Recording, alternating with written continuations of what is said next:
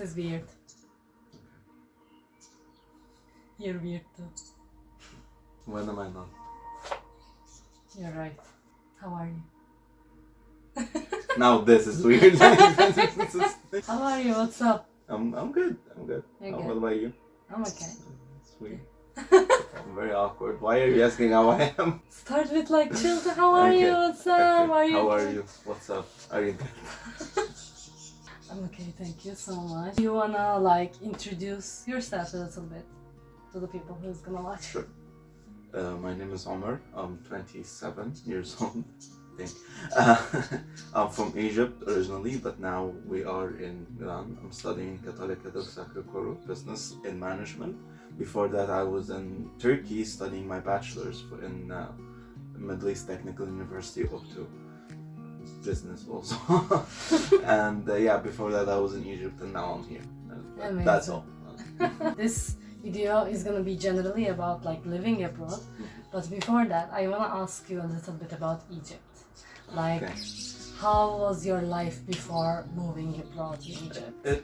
It wasn't bad. It was good. Like the reason I left was not life. It was more about like the economy and me wanting to go explore, go see new things. Like I didn't want to just be there.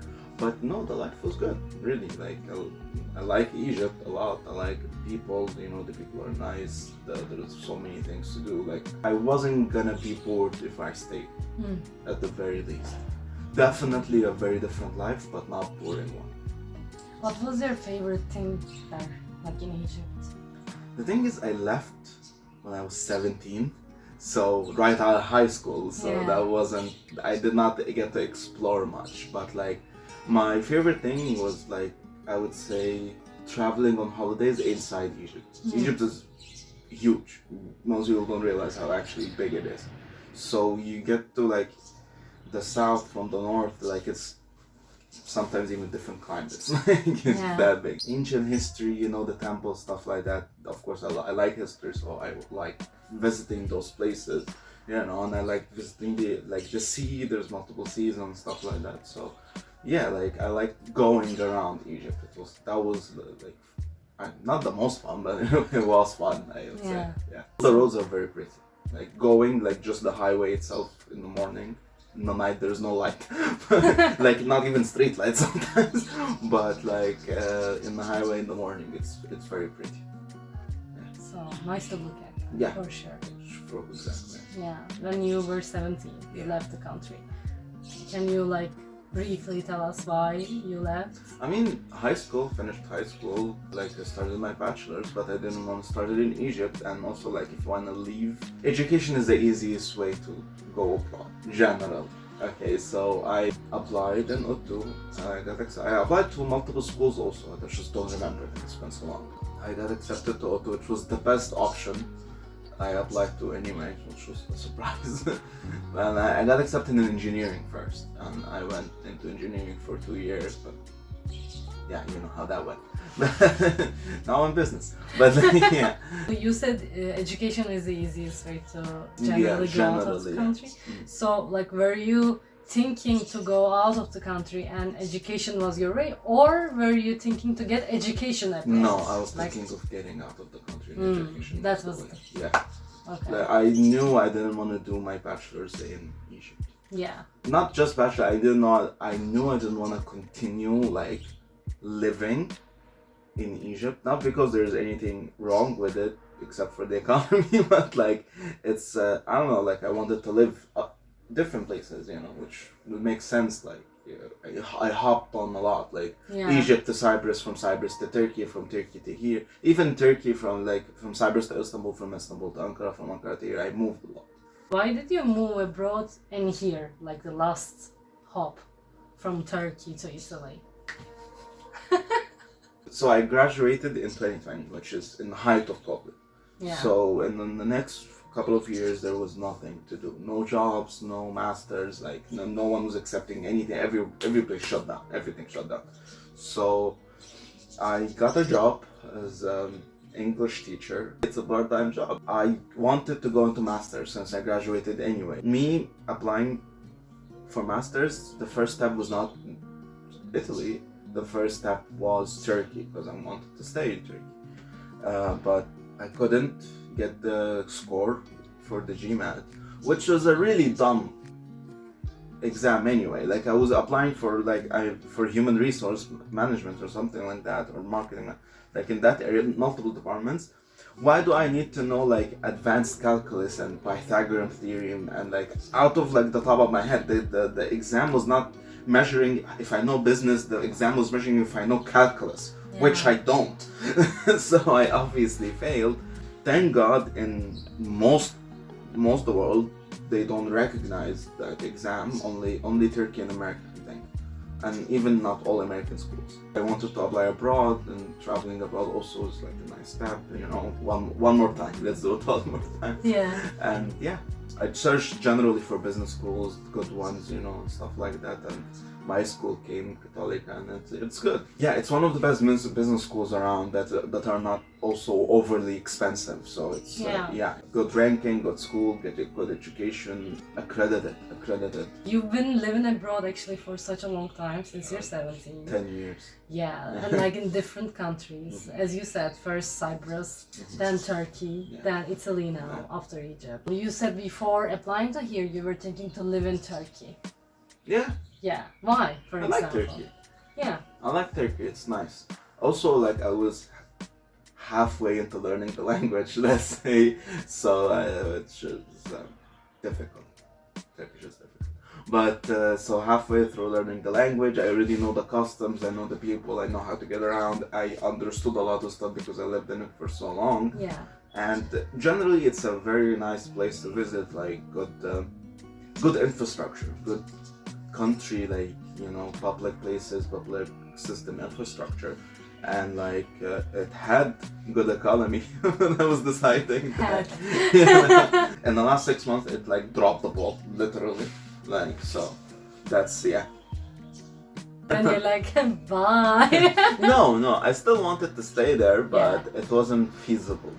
No, it wasn't a sustainable option. Like there was nothing for me to do, like because of the exam I couldn't do the masters, and that masters you don't really get jobs anymore. So you know I was just there. Yeah. Doing about that, I had to do something. Yeah. Yeah, to move on. You couldn't find like a direction. Yeah. Also, like you couldn't go into the career you were thinking to go in. Without a master's. Yeah. Maybe you would have, but you couldn't yet. So. Yeah, exactly. I couldn't have. I tried for a while. I couldn't have, and I didn't think it was possible. Mm-hmm. Like even if it is, it did not seem possible to me. Yeah, I understand. So, I understand finding a job in probably most of the world, but in Turkey, because I have experience, because I'm from there, like it's hard. You need to be doing so many things. You need to have so many things in your CV from a very early age that to be able to only like get a entry level job. So it's very problematic. So I understand you. So you said that you were halfway into learning Turkish. Yes. Yes. Do you want to say something in Turkish? Ne var ne yok ya? Ne var ne yok, iyiyim. Ne var ne yok, ben iyiyim. What languages do you speak? I speak Arabic, I speak English, 50-60% Turkish. I'm learning Italian, because we're in here, say like 10%, 15% if I'm being generous. But I've been here for a couple of months. Yeah. It hasn't been a while. So yeah, I'm learning Italian, to say. Yeah. 3.5. Yeah. I learned French in middle school, but I forgot. Middle school and high school in Egypt, they teach you French, but I forgot. No, those languages always gets lost if you do not like. Yeah, I did not practice since high school, so it's been 10 years. I don't remember. Comment ça va? That's all I remember. Yeah, I get it. I learned Chinese in high school, and it's totally gone. I have no idea right now. Exactly. Just the basic things like, you know, hi and how are you. And I want to learn German though. Why? I like it. It sounds cool. I like German. I don't know. It sounds cool. Okay. Really, like. Okay, so you came here. You're right now living in Italy. What do you think about Italy? Like, you've been here for 6 months. Yeah. What do you think? How is the life here? in Milan? Honestly, it's not. It's good. It's good. It's not as different as I thought it would be. Yeah. It's similar. It's a lot similar. There's like there has not been a large cultural shock. I agree. Or minimal cultural shock even. Like the only cultural things about food and maybe drinks and stuff like that, which is obviously every country has their own thing. But aside from that, like it's the same social norms as Turkey, is the same social norms in Egypt, is very similar. I think so. It's very similar. Yeah. There is no big differences. Yeah. Language is a big difference, but that's it. But okay, the language itself is a big difference, but how they speak is similar. Exactly. Like Turkey, Italy, and Egypt, the way they passionate. Passionately aggressive. Explain. Not aggressive at all. Just passionately explaining something, even if it's something you're not passionate about. It seems like yelling a lot. Come on. It's not yelling. It's just because you have a thing with high volume. No, because everybody is yelling. No, they're not yelling. They're just excited. Turkish people are loud. Exactly. That's why I'm saying yelling for all of them. It's yelling. Turkish yells a lot. They do. It's not yelling. That's not yelling. Yelling is different. Yelling is angry. Yelling is... I don't mean angry. But yelling is angry. No, it's not. Yelling is talking loud. Literally. No. Talking loud is talking loud. Exactly. This. You're literally showing that yelling is normalized in your culture. Neyse. Okay, yeah, thank you for... It's very similar. Yeah.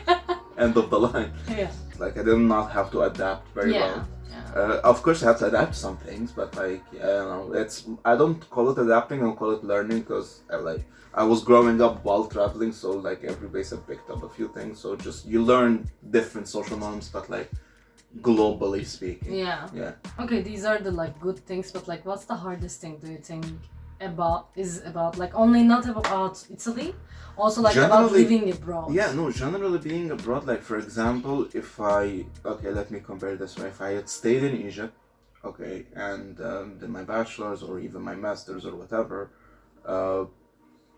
even if I was in the same situation as, okay, I'm doing my master, I have a part-time job, I would still be way more financially secure than right now. I won't be as broke, basically. I was trying to find... Broke, Student life is broke. Student life abroad is way broker. Way broker. And it's been like that for 10 years, so like it's just been broken. And if I had stayed, I would have probably even like at least found something to make money at the moment. Exactly. Yeah. Like also your parents are around, you get to go home, eat some food, you get to have help.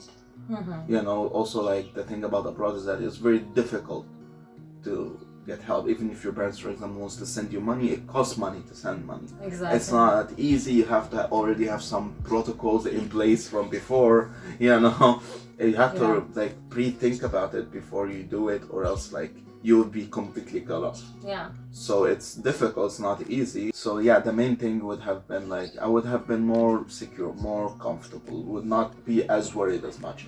But at the same time, I have way more freedom than I would have had in Egypt. Not because of the country, but because of the family and stuff like that. I got to, since I was 17, I got to live alone, experience life alone, do whatever I wanted to do. Obviously, did a lot of mistakes. Learned from those mistakes, became like, in those like 10 years, I've learned. I don't think I would have learned as much in Egypt. Or half of it, let's say.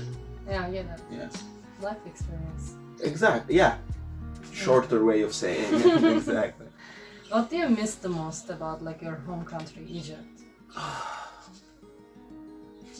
It's a cliche answer. Yeah, okay, it's the food. It's a cliche answer. Exactly. No, I'm the same, I guess. Also the car. Traveling, driving around while eating. I miss doing that. Yeah. Also, I like driving in Egypt way more than driving in Turkey or driving in Europe. Less rules, less things to worry about while driving. That's the reason. Way more fun to drive in Egypt, but Eating while driving? Yeah. How?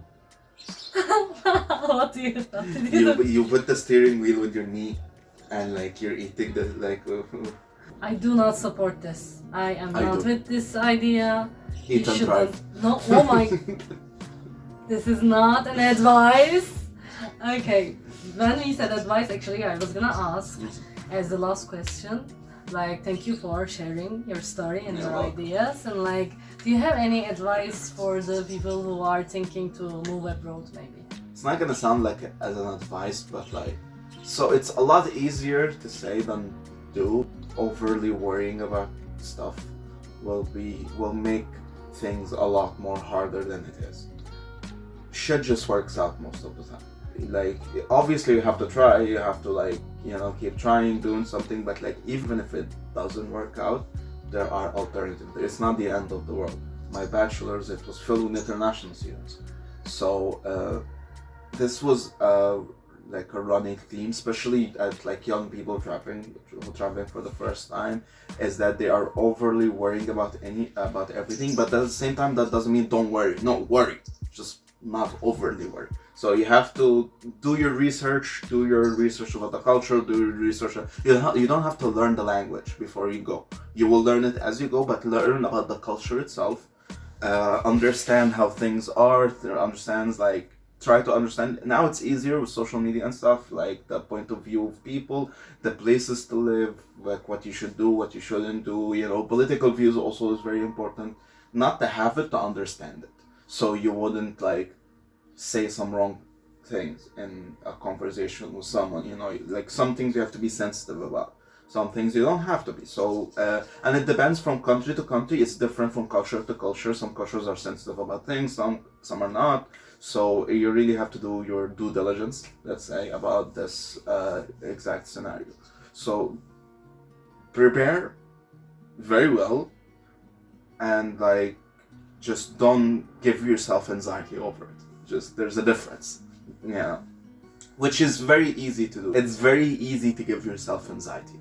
It's a slippery slope. You will give yourself anxiety. There's no stopping it. Just when you go down the slide, just remember. That when you remember, it's easier to pull out of it. Obviously, friends, call your family, like keep in touch with people. It's gonna make you still feel good. Learn to cook. That's gonna save you a lot of money, like an insane amount of money, like your tuition fee money, for example. Is gonna save you that. That's it. I don't think I have something else. Thank you. This was amazing.